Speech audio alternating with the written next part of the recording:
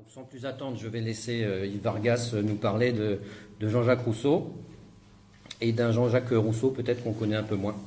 Celui qui est déjà préoccupé au XVIIIe siècle par l'avènement de la nouvelle société, l'avènement de la société de l'économie politique.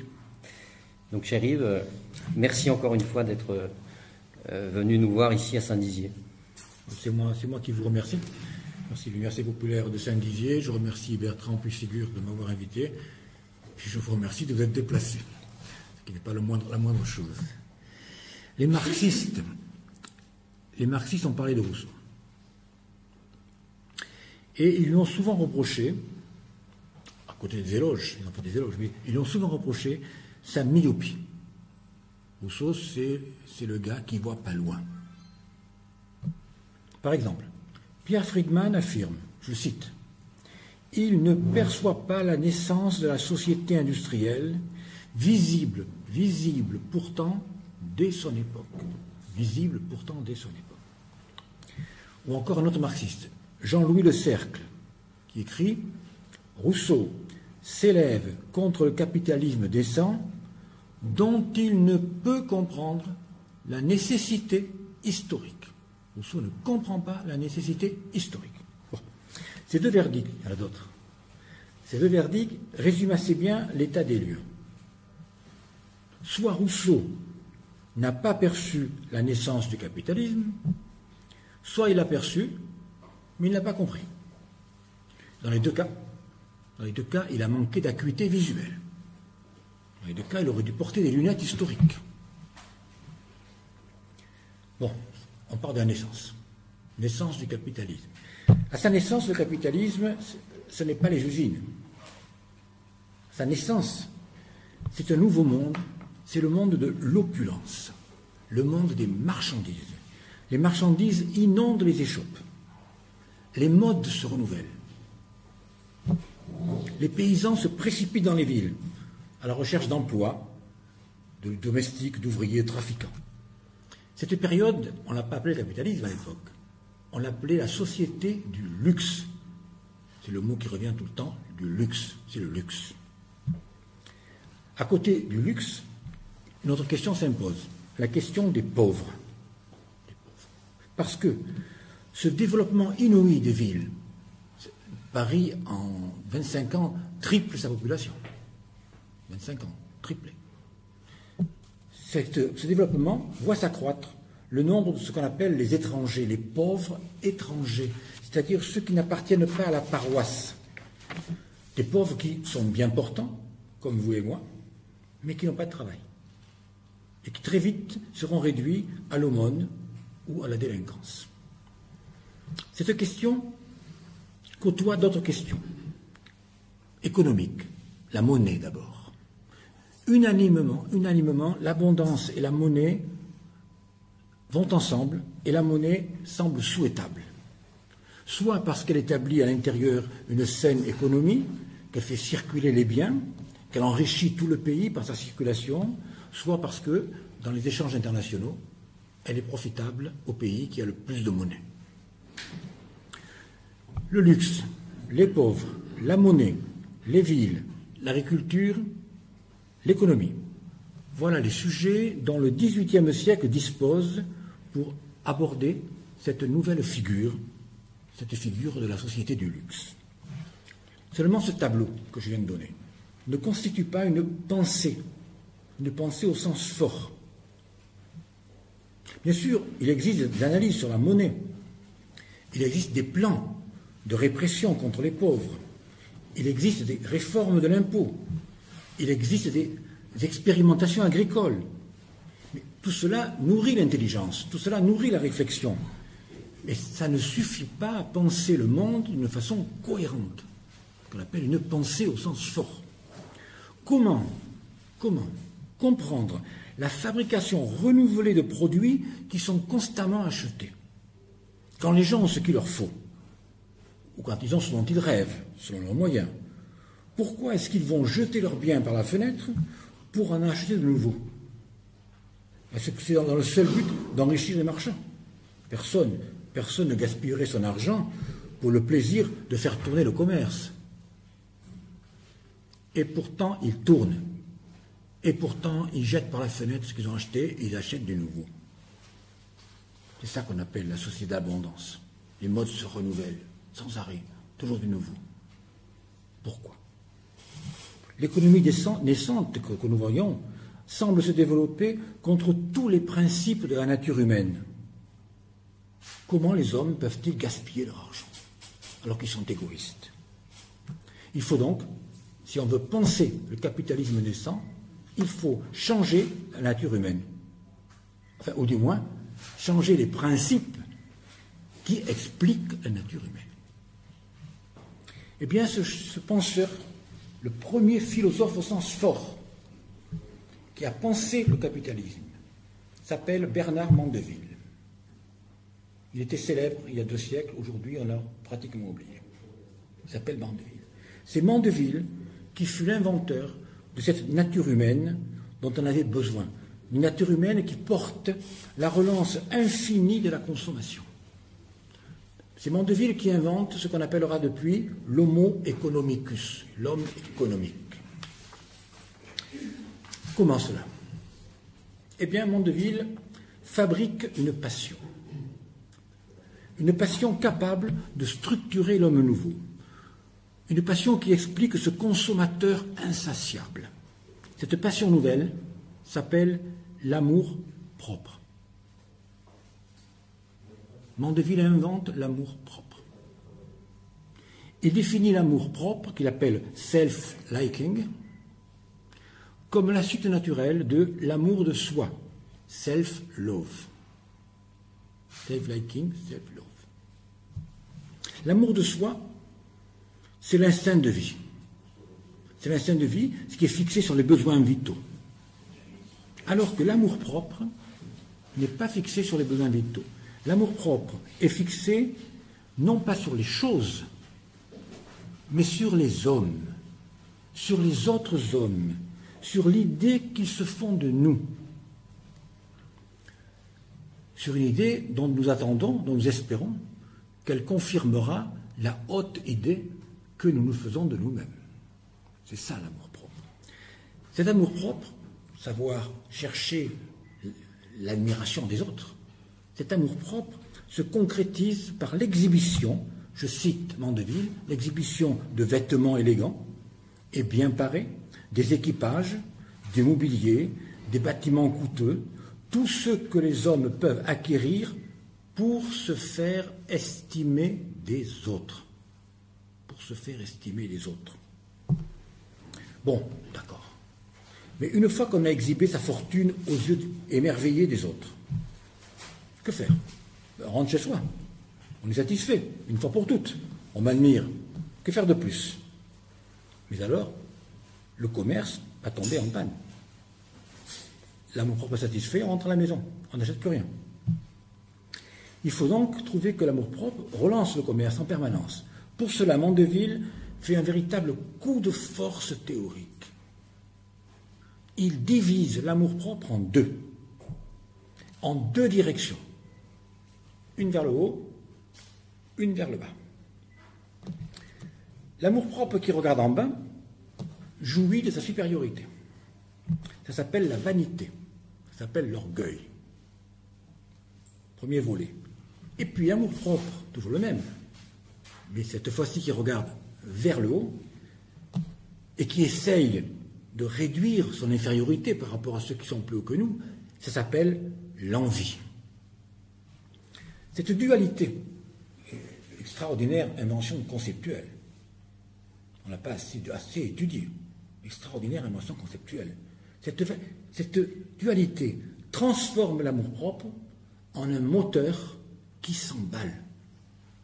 Le grand s'efforce de montrer au petit sa supériorité, lequel petit s'efforce d'égaler le grand, en voyant que le petit est en train de l'égaler, modifie sa manière d'être pour reprendre sa supériorité, lequel petit, etc., à l'infini.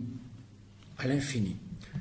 Cette l'anthropologie étant établie, on peut l'appliquer à l'économie. Appliquons cela à l'économie, et nous voyons que, je cite Mandeville, le commerce le commerce ne peut avoir de meilleur soutien que l'orgueil. Écoutez la description, elle en vaut la peine, on croirait lire Pierre Bourdieu. Je cite Mandeville, je le lis. La femme du négociant dédaigne de suivre une autre mode que celle qu'elle trouve en ville. La cour s'alarme de cette présomption. Les femmes de qualité s'effraient de voir les femmes et les filles de négociants habillées comme elles. On fait chercher des couturiers afin d'avoir une vogue toujours prête, etc., etc. Vous voyez comment ça marche. Mandeville, ainsi, remplace l'économie des besoins par une autre économie, l'économie du désir. Ainsi, en remplaçant le besoin par le désir, vous savez que le besoin est fini. Quand j'ai mangé 3 kilos de patates, il faut bien que je m'arrête. Je n'en ai plus besoin. Le désir est infini. Vous voyez la différence. Le désir est toujours infini. On peut toujours désirer davantage. Le désir ne consomme pas, il se consomme lui-même.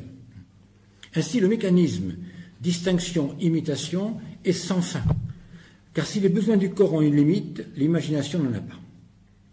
L'économie de la consommation infinie marche à l'imagination. Une économie où on vend de la distinction et où on achète de la différence. Mandeville a construit une anthropologie pessimiste au service d'une économie optimiste. Je cite Mandeville, « L'envie et la vanité étaient serviteurs de l'application industrieuse. Ce vice bizarre et ridicule, cette envie, devenait le moteur même du commerce. » Pour que cette spirale de la consommation ne s'enraye pas, il faut l'entretenir. Autrement dit, il faut fabriquer indéfiniment pour répondre à une demande infinie. Fabriquer. Il faut des gens qui travaillent. Or, l'amour-propre ne pousse personne à travailler. L'amour-propre ne pousse personne à se tuer à la tâche. L'homme nouveau consomme, mais il ne fabrique pas. Pour sortir de cette difficulté, qui est liée à la production, et non pas à la consommation, qui est la production, la réponse de Mandeville ne sera pas anthropologique, comme on vient de le voir. Elle n'est pas anthropologique, elle est politique. L'État doit forcer les pauvres à travailler sans cesse, en mettant au travail les indigents, les enfants, les malades et même les aveugles, et en veillant à fixer les salaires au strict minimum. Pourquoi au strict minimum? Pour obliger les pauvres à venir travailler chaque matin, pour qu'ils aient juste de quoi manger pour la journée. Ainsi, on a une situation bizarre. Le pauvre doit avoir toujours faim, et donc la production est liée aux besoins. On a une économie de besoins dans la production, et le consommateur, lui, il doit rêver. On a donc une économie du désir dans la consommation. Une étrange économie disloquée entre la production par le besoin et la consommation par le désir. Cette solution politique brutale repose sur une philosophie, la théorie du bonheur social. Mandeville s'intéresse au bonheur de la société. Qu'est-ce qu'une société heureuse? Eh bien, c'est celle qui permet à une classe de vivre dans le plaisir et dans l'oisiveté. Je ne l'invente pas, je cite. Pour que la société soit heureuse, c'est Mandeville qui parle, il est nécessaire qu'un grand nombre du peuple en soit ignorant, aussi bien que pauvre. Et il continue, le travail des pauvres est la seule source de toutes les douceurs de l'existence. Nous en sommes donc au point suivant. La nouvelle société a trouvé son assise philosophique sur une anthropologie du désir contre le besoin, sur la promotion de l'imagination, de l'amour-propre, du bonheur des consommateurs et sur une sociologie de l'espèce humaine fracturée, divisée entre des jouisseurs oisifs et les travailleurs misérables. Bon, passons à Rousseau. S'il vous plaît. Il fallait commencer par là. Mandeville est donc le premier philosophe du capitalisme. Et on voit, en lisant la préface à Narcisse, que Rousseau a écrite, Narcisse est une pièce de Jean-Jacques Rousseau, et quelques années plus tard, il a écrit une préface à Narcisse, une pièce de jeunesse. Il a écrit une préface. Et quand on lit la préface à Narcisse, on voit que Rousseau ne s'y est pas trompé. Il a compris l'importance de Mandeville et a fait de lui son ennemi philosophique numéro 1, l'ennemi à abattre. C'est en cela que Rousseau fut le premier philosophe au sens strict de l'anticapitalisme. C'est parce que Rousseau fut le premier philosophe de l'anti-Mandeville qui fut du même coup le philosophe de l'anticapitalisme. Dans cette préface, Rousseau écrivait « Les Hobbes, notre philosophe, les Hobbes, les Mandeville et 1000 autres ont affecté de se distinguer parmi nous, et leur dangereuse doctrine a tellement fructifié qu'on est épouvanté de voir, etc., etc. » Les 100 Hobbes, les 100 les 1000 autres, restons sur Mandeville. La confrontation avec Mandeville et son épouvantable doctrine se fait en 4 temps principaux. Une réfutation anthropologique dans le discours sur l'origine de l'inégalité. Une réfutation politique dans l'article Économie politique. Une réfutation philosophique dans Émile. Et une réfutation économique dans ses textes sur la Suisse, la Pologne et la Corse, à la suite de l'article Économie politique. Je vais donc, si j'en ai le temps, vous me direz, vous m'arrêterez quand j'aurai trop parlé. Essayez de voir ces 4 moments pour comprendre pourquoi il est le premier philosophe de l'anticapitalisme. Anthropologie d'abord. Le discours sur l'origine de l'inégalité aborde la question de l'amour-propre dans les mêmes termes que ceux de Mandeville, mot à mot. Car pour Rousseau, Mandeville dit vrai. Il dit la vérité du monde nouveau. Mais s'il dit vrai, par contre, il pense faux. Il dit vrai, mais il pense faux. Et donc, Rousseau dira comme lui, mais pensera juste. L'amour-propre est une réalité indiscutable. C'est un fait de l'époque, mais la théorie est fausse. Rousseau détricote le système en plusieurs temps. La suite est un peu compliquée, mais il faut quand même le dire. J'ai essayé de simplifier, mais c'est un peu compliqué. Bon. En premier lieu, Rousseau refuse le caractère naturel de l'amour-propre. Mandeville fonde la société sur l'amour-propre. Vous vous rappelez, la société est fondée sur l'amour-propre. Rousseau répond que c'est au contraire l'amour-propre qui est fondé sur la société. Ce n'est pas l'amour-propre qui crée la société, c'est la société qui crée l'amour-propre. Mandeville prend les faits pour la cause. Puis, Rousseau est amené à distinguer 2 niveaux de cet amour-propre. Le premier niveau, qui apparaît dans la société naissante, le premier niveau apparaît dans la société naissante, et il appelle la jeunesse du monde.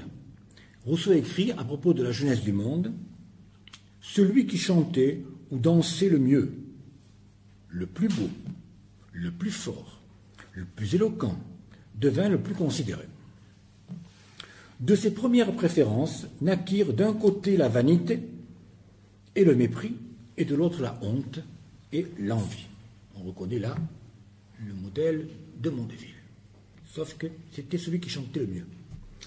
Cet amour-propre des commencements, remarquez-le bien, ne s'élance pas vers l'infini, comme chez Mandeville, puisque c'est celui qui chantait le mieux, etc.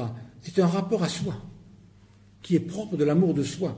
C'est un amour de soi qui passe par le regard des autres, et qui s'arrête sans pouvoir aller trop loin. D'accord, je suis le plus beau.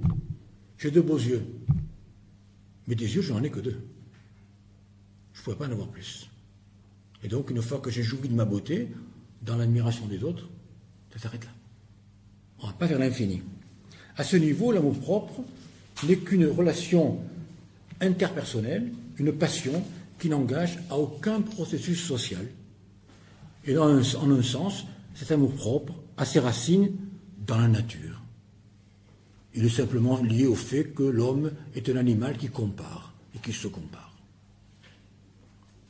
Mais, vous le savez, je l'ai dit tout à l'heure, l'amour-propre dont parle Mandeville est d'une toute autre dimension. Il est totalement hors de la nature, dit Rousseau. Ce dont parle Mandeville, cet amour-propre du vêtement, de la peinture, etc., c'est une corruption de ce premier mouvement naturel.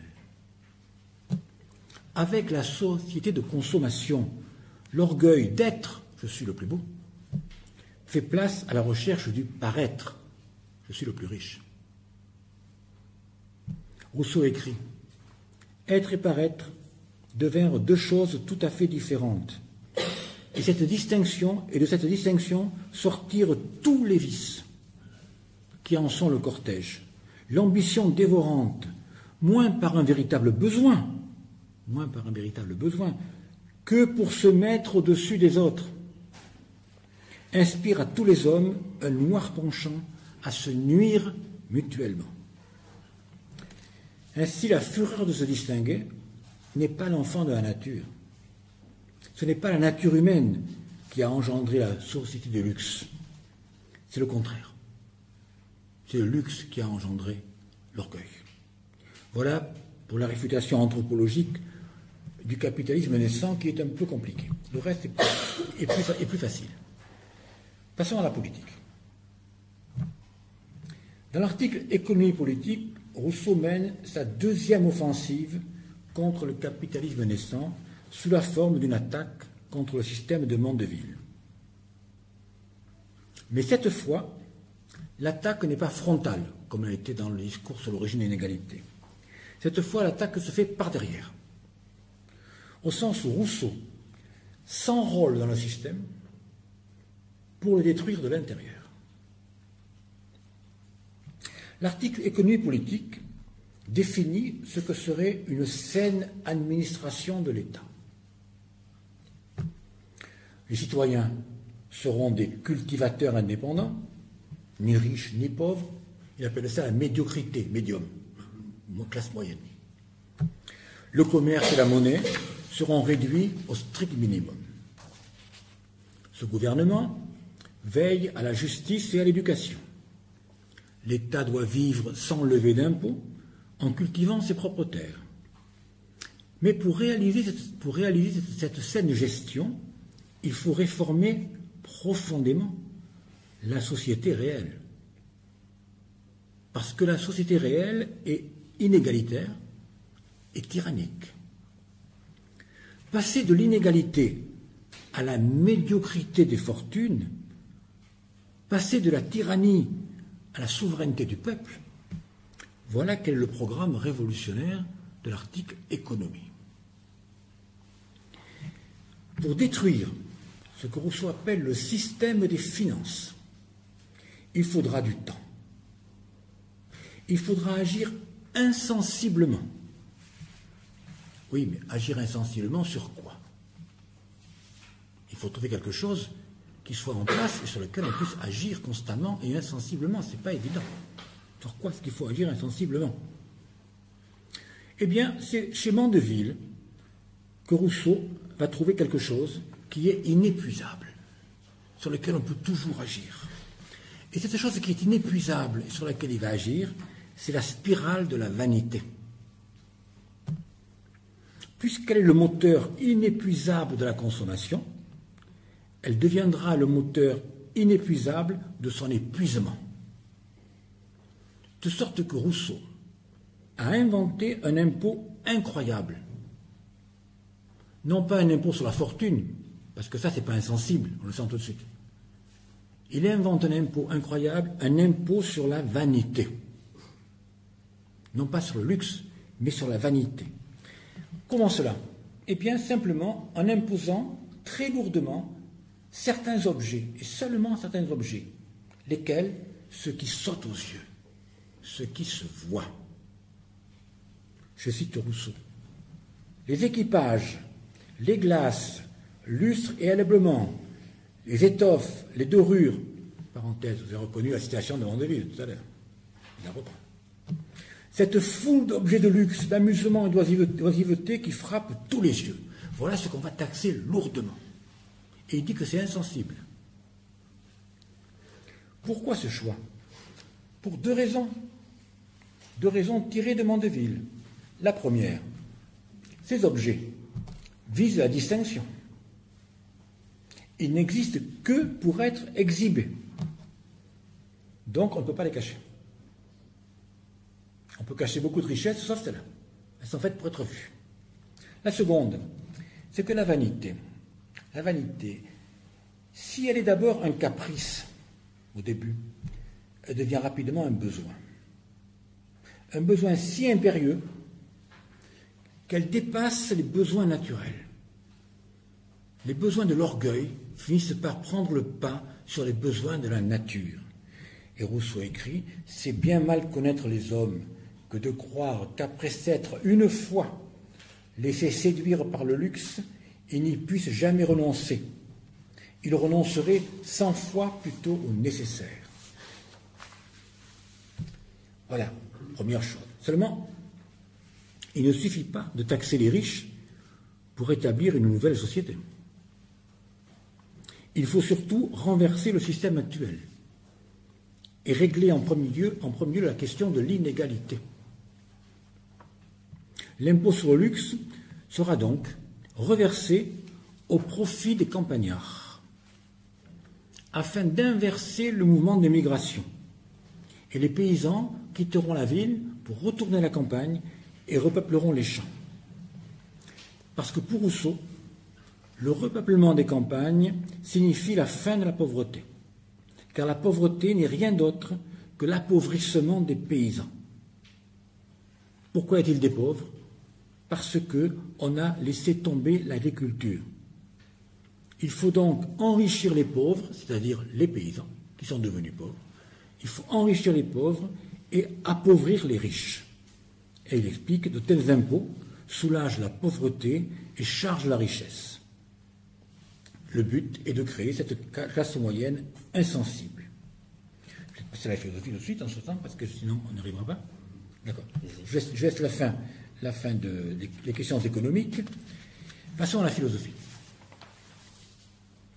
Rousseau n'en a pas fini avec Mandeville, donc avec le capitalisme. Il doit l'affronter sur le terrain philosophique, c'est-à-dire sur la question du bonheur. Puisque Mandeville affirme que le bonheur de la société est fondé sur l'opulence des riches. La question du bonheur, Rousseau la traite dans Émile. Vous savez que cet ouvrage représente l'histoire de l'espèce humaine à travers la croissance d'un enfant. Tout comme l'humanité a acquis ses facultés. Il reste 30 minutes et combien de pages? Non, mais on n'est pas à la minute près non plus, je ne veux pas vous presser. Ça. Je vais essayer. Mais si on parle trop vite, on ne comprend plus rien. Il y a des problèmes. Oui, allez-y. La question du bonheur dont est traitée dans Émile. Tout comme l'humanité a acquis ses facultés au cours des siècles, le petit homme les voit émerger, les facultés, selon les étapes de sa vie. Mais l'humanité a aussi contracté des vices. Alors le petit Émile est menacé, dans sa croissance, de sombrer à son tour dans la corruption. Il faut le protéger. Tout le livre d'Émile explique comment on le protège. Je ne vais pas vous raconter tout ça. Rassurez-vous, finalement, Émile n'aura pas de vice. Il vivra sans vice et heureux. Mais ce bonheur, c'est la question du bonheur qui est posée, ce bonheur sera établi au prix d'un combat répété constamment contre quoi? Contre les dangers de l'imagination et de l'amour-propre. C'est-à-dire contre les deux piliers du bonheur selon Mandeville. La première attaque vise l'imagination. Selon Mandeville, la société du luxe ne donne pas le bonheur dans les choses, avoir un carrosse, mais dans l'imagination. Imaginer que mon carrosse est admiré. On l'a déjà vu. Rousseau s'attache à montrer que l'imagination est la cause du malheur. Pourquoi? Parce qu'elle nous transporte hors de nous. L'imagination nous fait être là où nous ne sommes pas. Et nous fait craindre des choses, il nous fait trembler, au lieu de jouir tranquillement du présent que nous vivons.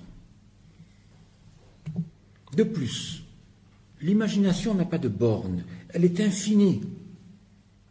Et comme elle est infinie, le bonheur recule, il est toujours plus loin, toujours plus difficile à atteindre.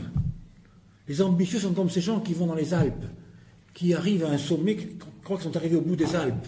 Et quand ils arrivent à un sommet, ils voient qu'il y a encore plusieurs sommets à parcourir. Et si j'ai un château, je vois immédiatement le château qui est plus beau à côté.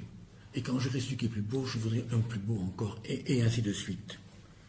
Mandeville insiste sur le bonheur d'être envié, parce qu'il prend le point de vue du haut vers le bas.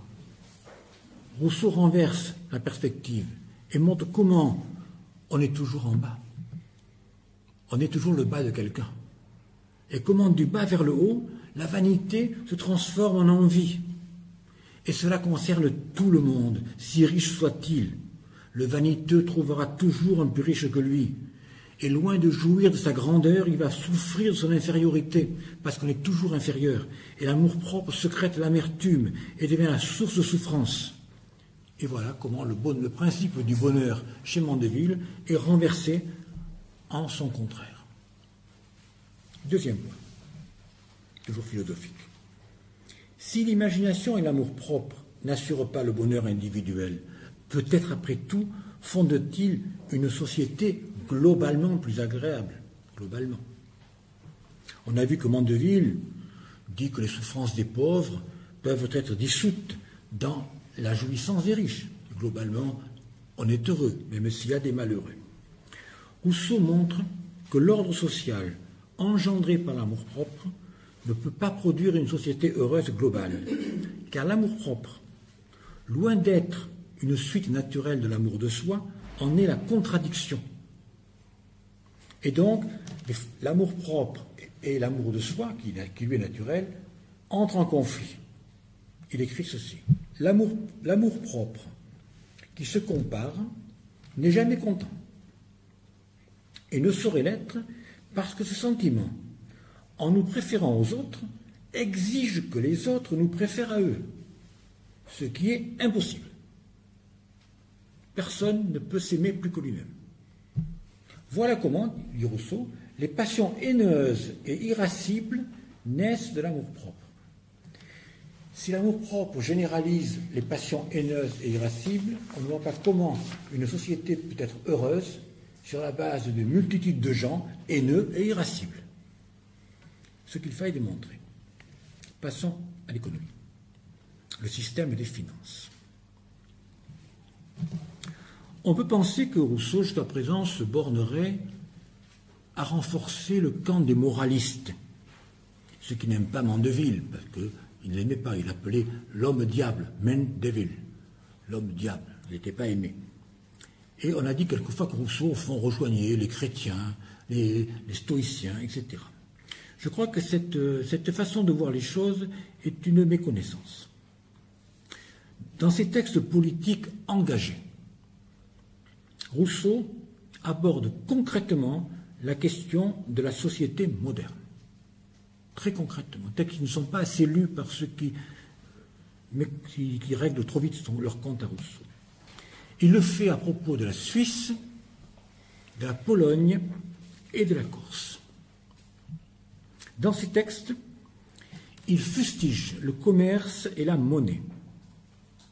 Et il propose une richesse nationale fondée sur le développement démographique et agricole. Il déclare son hostilité aux villes, aux aristocrates et aux églises. Et cette société à laquelle il déclare la guerre, il l'appelle système de finance. contre Mandeville, dont l'économie marche au désir. Rousseau, quand il parle aux Suisses, Polonais et Corses, leur propose de recentrer l'économie sur le besoin. Il déclare, je cite, « Il faut songer à leur subsistance et pourvoir aux besoins publics. » Contre l'opulence de Mandeville, il dit qu'il faut établir l'abondance. L'abondance, c'est-à-dire que chacun ait ce qu'il lui faut et que personne ne manque de rien. Il dit aux Polonais, je cite, « Il vaut mieux vivre dans l'abondance que dans l'opulence. Cultivez vos champs sans vous soucier du reste. » Il écrit dans son article Économie politique, « Maintenir l'abondance, que pour l'acquérir le travail soit toujours nécessaire et ne soit jamais inutile. » Il le répète aux Corses, « Il faut que tout le monde vive et que personne ne s'enrichisse. » Cette économie d'abondance que Rousseau nomme le vrai système économique, par opposition au système des finances, est toute fondée sur l'agriculture et sur les productions nécessaires, maisons, routes, vêtements, outils. On voit le but de l'opération rousseauiste. En ramenant la production au seul produit nécessaire, il abolit la dislocation entre la production et la consommation. Vous vous rappelez, j'avais dit production par le besoin, consommation par le désir. Production par les pauvres, consommation par les riches. Il y avait dislocation de l'économie. En ramenant tout à la subsistance, on abolit cette dislocation. Le paysan consomme ce qu'il produit. La consommation n'est pas une sphère autonome qui marche à la monnaie. La consommation est la suite naturelle du travail. Je travaille et je consomme ce que j'ai produit. Le producteur n'est pas un misérable qui fabrique du luxe pour les autres. C'est un travailleur qui consomme les produits de son propre travail. Le recentrage de l'économie sur l'agriculture n'est pas une nostalgie du passé bucolique. C'est un combat anticapitaliste. Ce choix radical pour l'agriculture et contre la finance et le commerce n'est pas un choix partisan. Il ne s'agit pas pour Rousseau de privilégier le pauvre laboureur. Quand il choisit ce système, c'est pour des raisons politiques.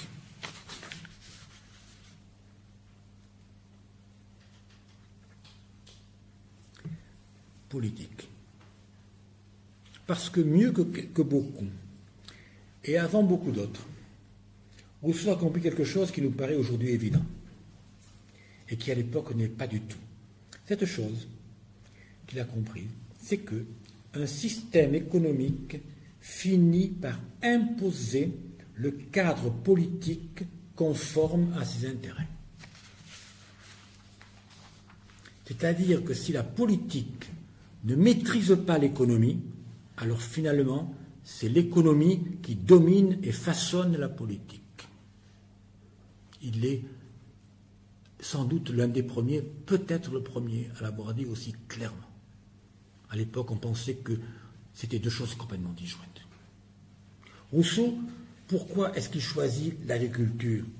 Eh bien, il le dit clairement, noir sur blanc. Parce que c'est la forme la mieux adaptée à la démocratie. Et ce n'est pas une adaptation accidentelle, mais elle est causale. Voilà ce qu'il écrit. Donnez de l'argent, bientôt vous aurez des fers.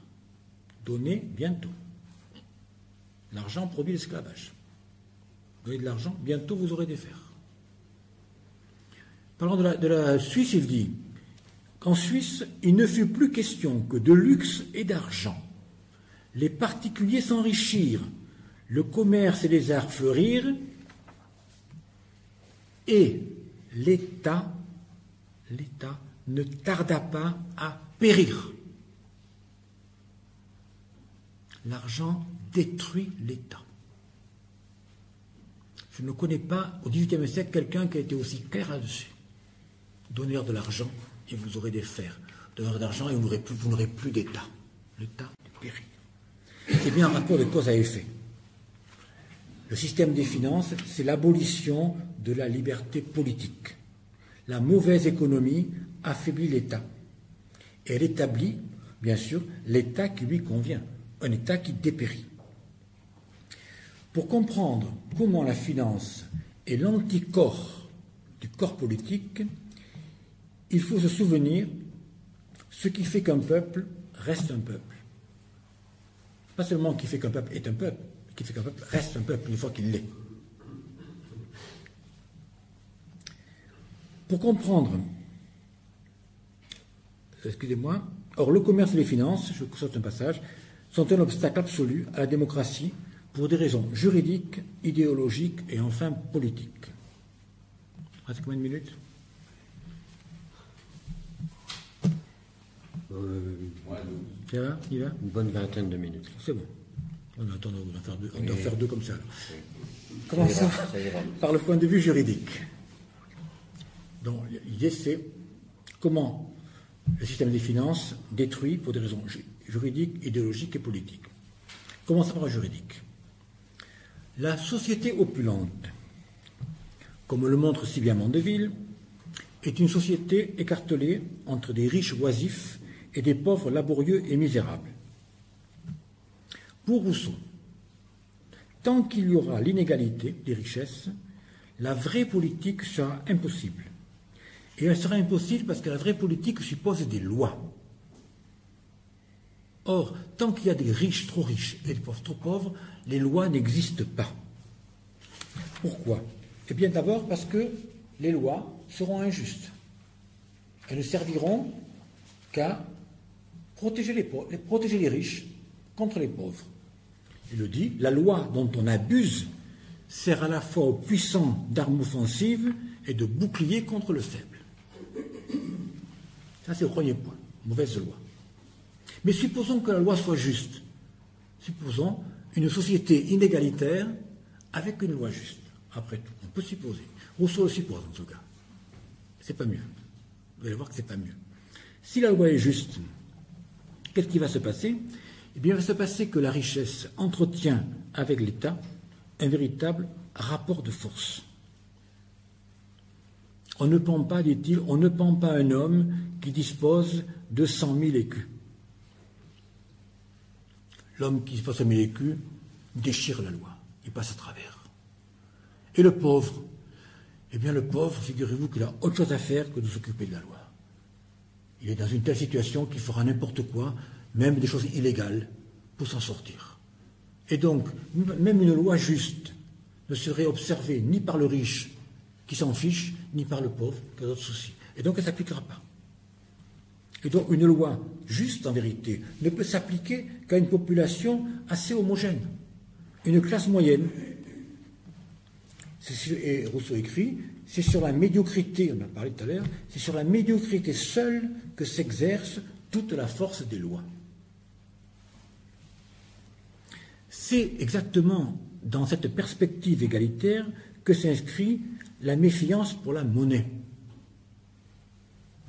Rousseau, contre tout le monde, unanimement, préconise qu'on réduise la monnaie au maximum.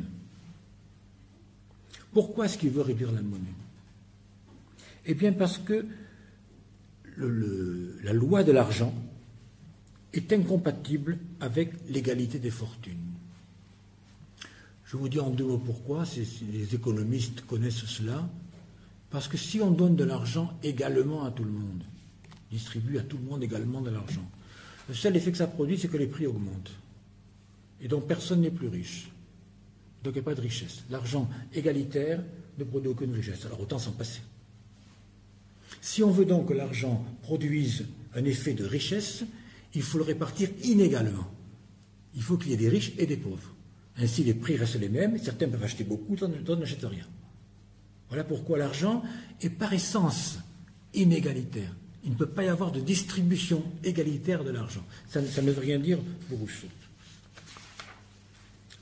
Voyons maintenant les aspects idéologiques. Le moment qui établit le peuple dans sa souveraineté, ce moment-là, que Rousseau appelle contrat social, ce moment n'est pas assuré de durée. Il peut commencer, mais il faut que ça dure. Le fait qu'il a commencé ne veut pas dire qu'il va durer. Pourquoi? Parce que les magistrats qu'on va désigner, il faut bien qu'il y ait des magistrats qui règlent les questions au jour le jour. Les magistrats qui ont le pouvoir exécutif, comme on dit, inévitablement, ils auront tendance à abuser de leur pouvoir. Vous savez, pour Rousseau, qui a un sens politique assez développé, le pouvoir, c'est pas fait pour qu'on en use. Le pouvoir, c'est fait pour qu'on en abuse. C'est l'ordre naturel du pouvoir, c'est l'abus de pouvoir. Donc, à partir du moment où on va donner du pouvoir à quelques-uns, ils vont en abuser, nécessairement.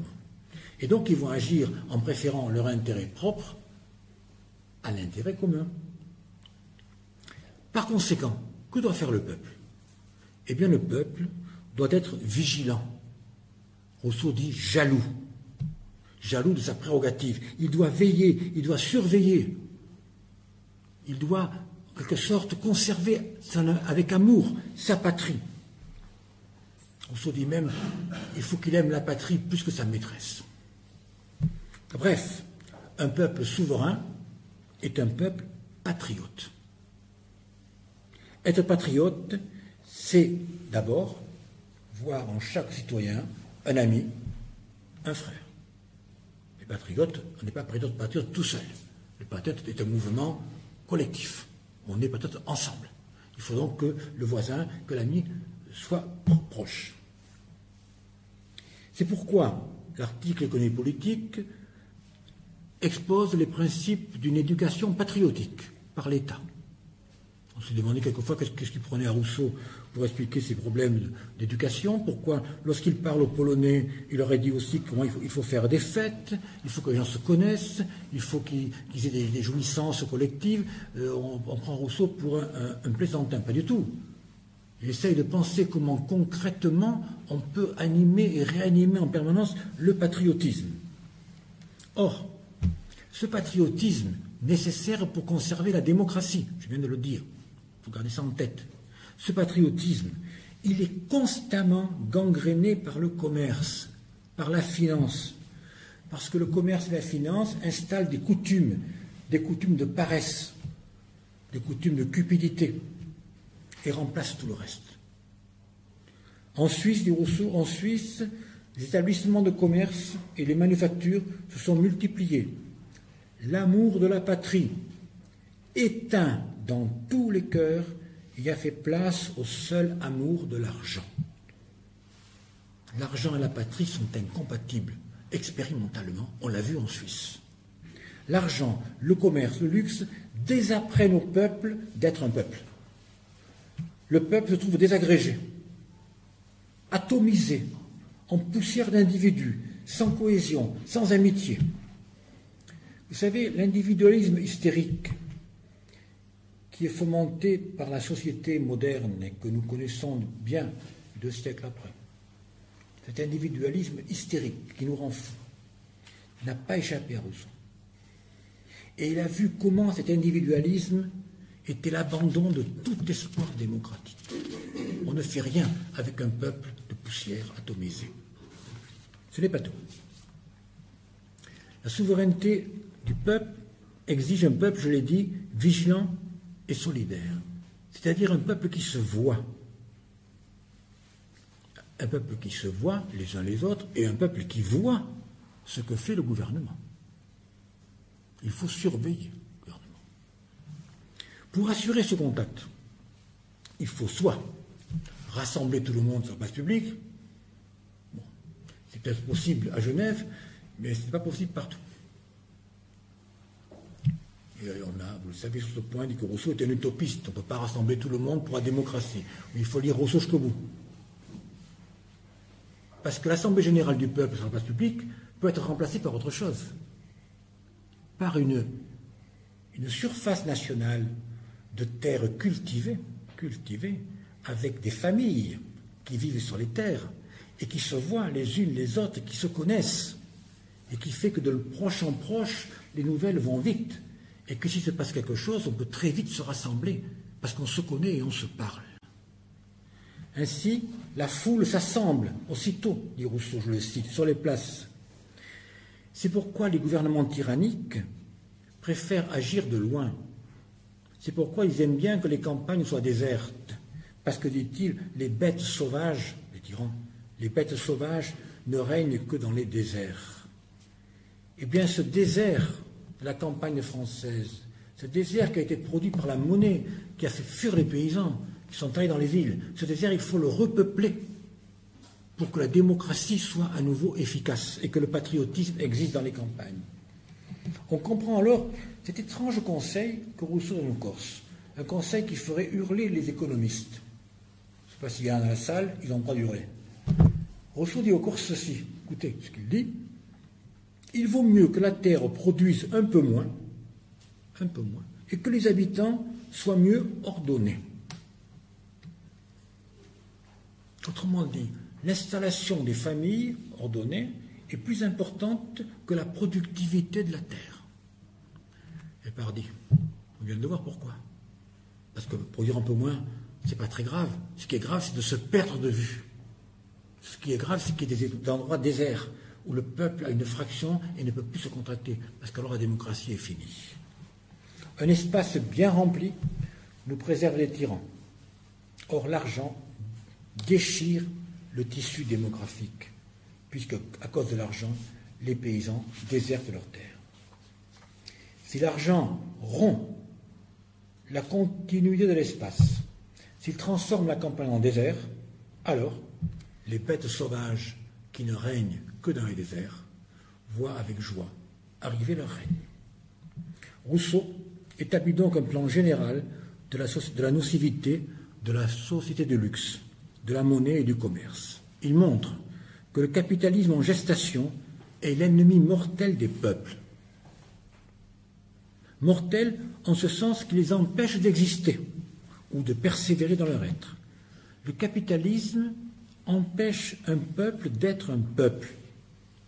La finance tue la démocratie. La finance supprime les peuples. Terminons.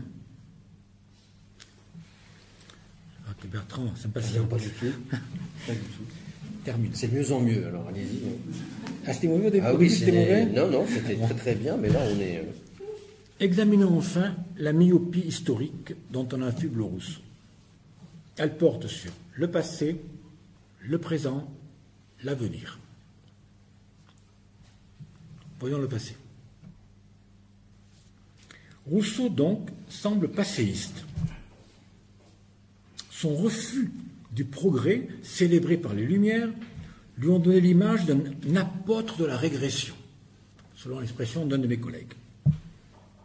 On identifie son refus du commerce et des finances au choix d'une société agricole, à la nostalgie du passé. Tout le monde a dû entendre dire ça.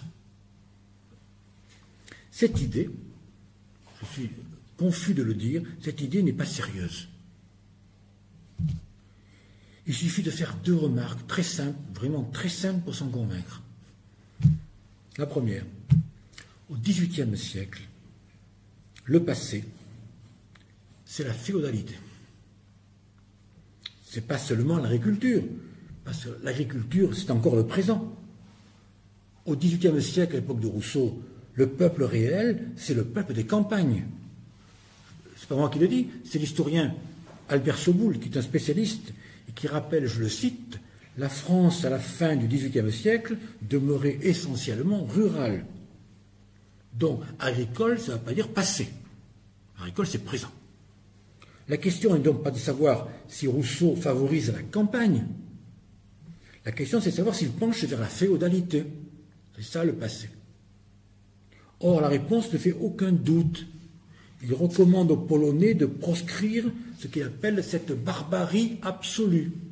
La féodalité, c'est la barbarie absolue. Ça ne peut pas être plus clair. Il invite les Corses d'activer l'ouvrage des Génois. Pourquoi? Parce que les Génois, qui occupaient la Corse, se sont appliqués à détruire la noblesse. Il leur dit, mais continuez.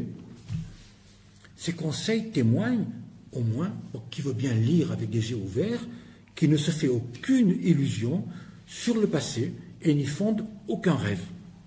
Pour Rousseau, le passé, c'est la féodalité, et de ce passé, il ne veut à aucun prix.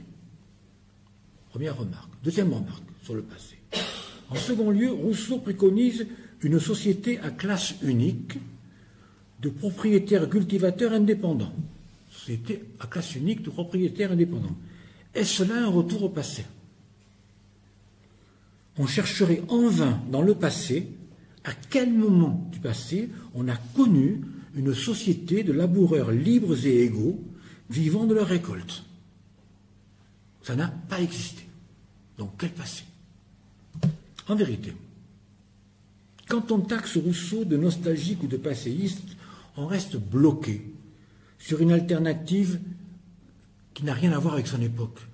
Alternative entre l'agriculture et l'industrie. Or, cette alternative, c'est peut-être la nôtre, ce n'est pas la sienne, ce n'est pas celle de son époque. Au moment où Rousseau écrit, il n'existe que des manufactures concentrées dans quelques villes et leurs alentours. Et personne n'imagine que les manufactures sont la source des richesses. À la fin du XVIIIe siècle, tout le monde s'accorde à dire que c'est l'agriculture qui nourrit le pays. Tout le monde, et pas seulement les physiocrates, même les monétaristes, même les mercantilistes. Tout le monde dit c'est l'agriculture qui nourrit le pays, qui fait la richesse du pays. Pourquoi? Eh bien parce que cette époque-là, on pense l'économie en termes de richesse. Et la manufacture ne produit pas de richesse. Elle transforme des richesses.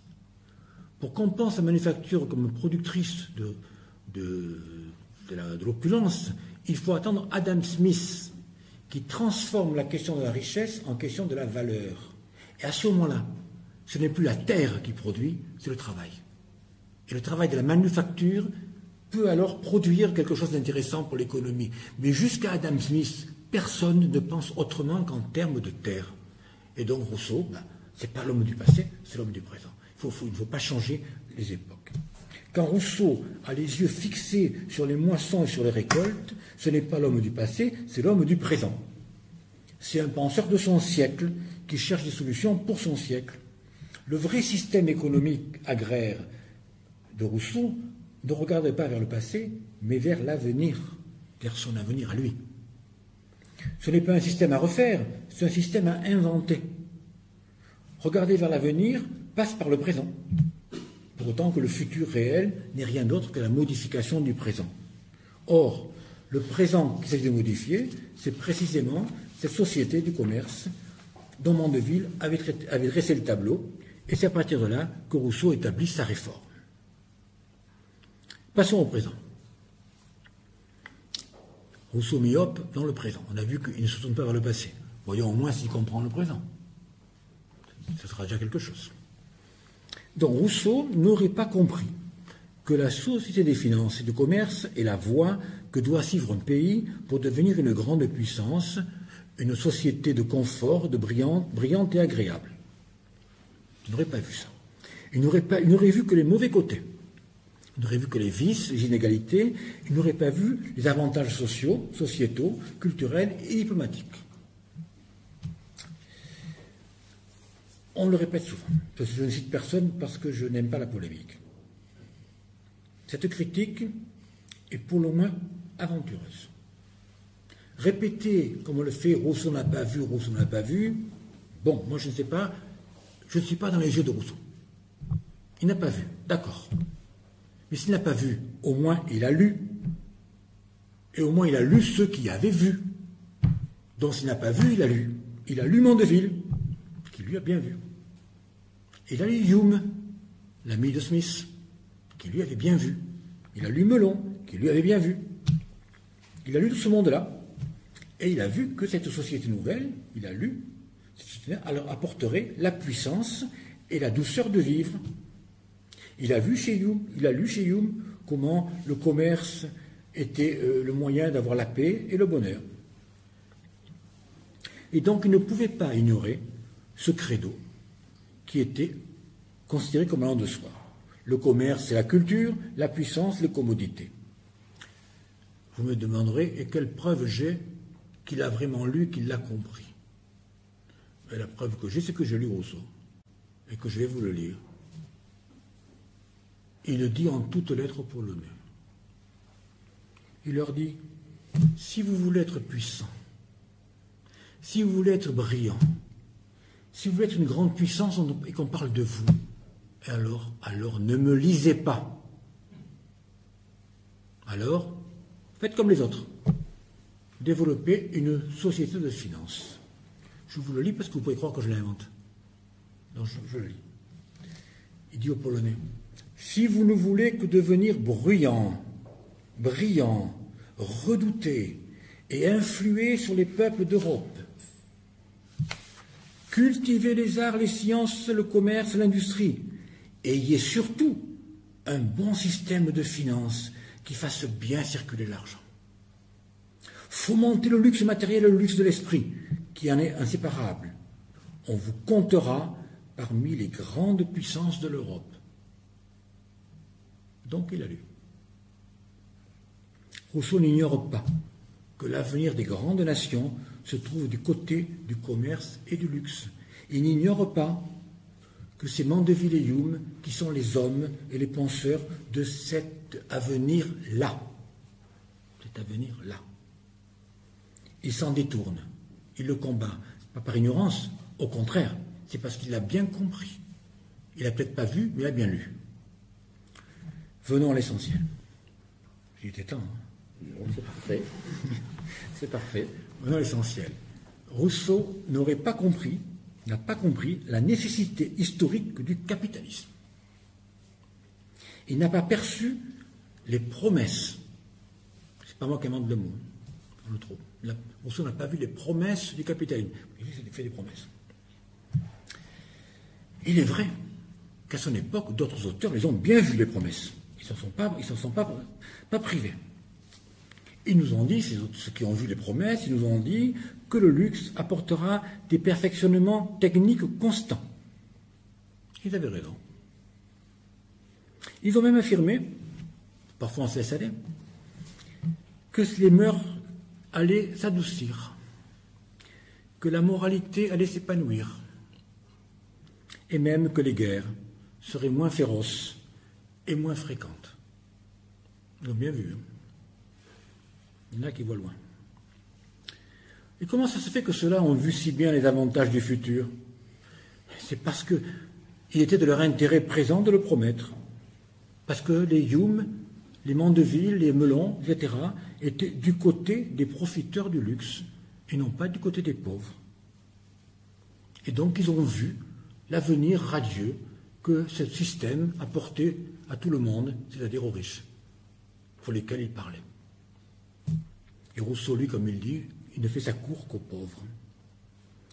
On peut juger aujourd'hui, puisqu'on reproche à Rousseau sa myopie, en tout cas on peut juger aujourd'hui de leur acuité prophétique. Le commerce supprimera les guerres. C'est au XVIIIe siècle.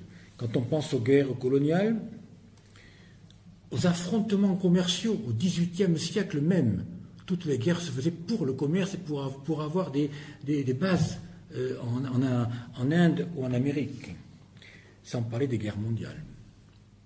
À cela, ils ont bien vu. Mais Rousseau n'a pas eu ce talent de visionnaire, effectivement. Il n'a pas vu que le commerce apporterait la paix. Il a été soucieux d'autre chose. Il a été soucieux de couvrir les souffrances du peuple par les promesses d'un futur meilleur ou par des projections théoriques. Il n'a fait sa cour qu'au peuple, il s'est conduit en ami du peuple, c'est-à-dire en humaniste. Rousseau est du côté de Thomas More, qui, 2 siècles auparavant, avait dénoncé le sacrifice des vies paysannes au profit de la laine. Quand on a fermé les terres paysannes pour faire brouter les moutons, et cette laine a permis à l'Angleterre de devenir une grande puissance. Eh bien, Thomas More n'a pas été sensible à la grande puissance de l'Angleterre. Il a été sensible à la misère des paysans. Rousseau est de ce côté-là. Rousseau est du côté de Diderot. Diderot sait bien que l'esclavage des Noirs apporte beaucoup d'argent en Europe. Et il se bat comme un fou contre l'esclavage des Noirs. Alors, est-ce qu'il est myope? Il n'a pas compris tout l'avantage que l'Europe allait tirer de cet esclavage de quelques malheureux? Il faut bien casser des œufs quand on fait des omelettes capitalistes. Mais non, Diderot a fait comme Rousseau, il s'est battu comme Hume. On objectera, à juste titre, que ces auteurs contemporains de Rousseau sont excusables à son époque. Mais aujourd'hui, nous qui parlons aujourd'hui, si on se place dans une perspective marxiste, la courte vue de More, Rousseau et Diderot nous paraît limitée.